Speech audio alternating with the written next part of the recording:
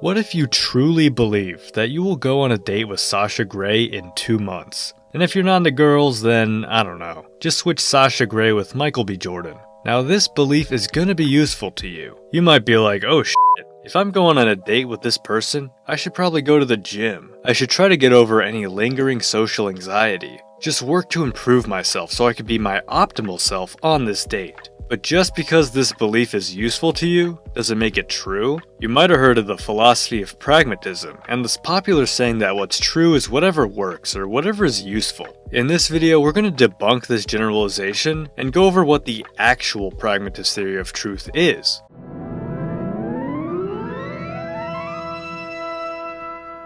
This video is part of a series of videos exploring pragmatism, so go check those out if you want. Also, we're going to be working off the 6th Pragmatism lecture by William James, in case you want to read along. So James starts out by giving his definition of true ideas. True ideas are those that we can assimilate, validate, corroborate, and verify. False ideas are those that we cannot. So in order for an idea to be true, we need to do all of these things with it. So truth happens to an idea. Something isn't true prior to its verification, but rather, we verify something and then we call it true. This is opposed to the view that something is true first and foremost, and then we confirm that it's true through verification. It's kind of like a cart before the horse situation. Pragmatists believe that verification makes something true, while others claim that something is true and the fact that we can verify it is only a result of that. So which view of truth is right? James uses the example of names to support his view. Like take the statement that pizza is delicious.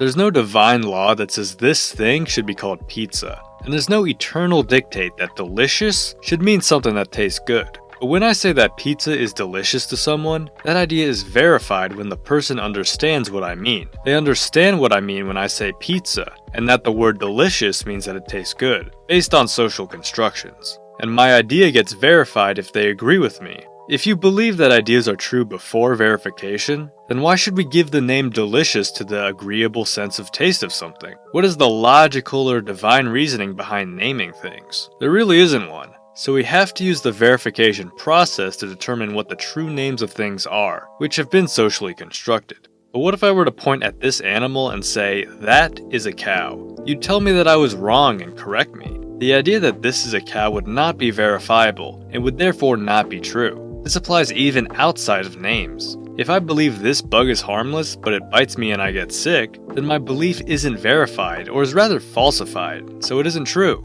Then my belief shifts to this bug is harmful, and my belief is true because it's been verified. So pragmatism views truth as something that happens to an idea. An idea becomes true by verification, by empirically experiencing things in the world and verifying or falsifying different ideas. The only exception to this is what James calls relations among purely mental ideas, which essentially are rationalistic concepts like math and whatnot, things that don't require sense verification. Now, if what's true are those ideas that we have verified out in the world, then there is a certain usefulness to true ideas. If you believe an idea to be true because you verified it, then it agrees with reality insofar that it helps you navigate life. If I believe that avoiding caffeine before bed will help me sleep, and I make that belief true through verification, then that truth is now useful to me. It helps me live. Now you may pull out the skepticism card and say, hey, for one, we can't fully verify something. Like you probably haven't been to Antarctica, so you can't verify it. But you still believe it to be a true place, right?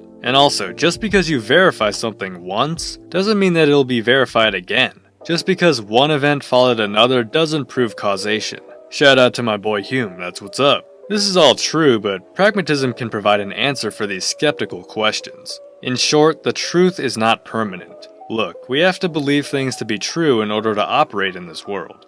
I have to believe that a meteor is not going to crash and kill us all in the next minute if I'm going to act at all, even if I can't 100% verify that fact. So the pragmatist compromise is to believe that something is true, even if not fully verified, so long as nothing challenges it for now. Truth lives, in fact, for the most part on a credit system. Our thoughts and beliefs pass, so long as nothing challenges them. Just as banknotes pass so long as nobody refuses them. Now verification is still required somewhere. Like someone who visited Antarctica will just document it, then I could work off that to believe that Antarctica exists. I'll believe that to be true. But in the odd chance that Antarctica is actually a giant government conspiracy and it doesn't actually exist, then a pragmatist has no problem shaking off that previously true belief and now declaring it false. So this theory of truth requires constant learning, communication, debate, and exploration. It's an evolving truth, one that doesn't settle on certainties or permanence, but rather, it works with what it's got.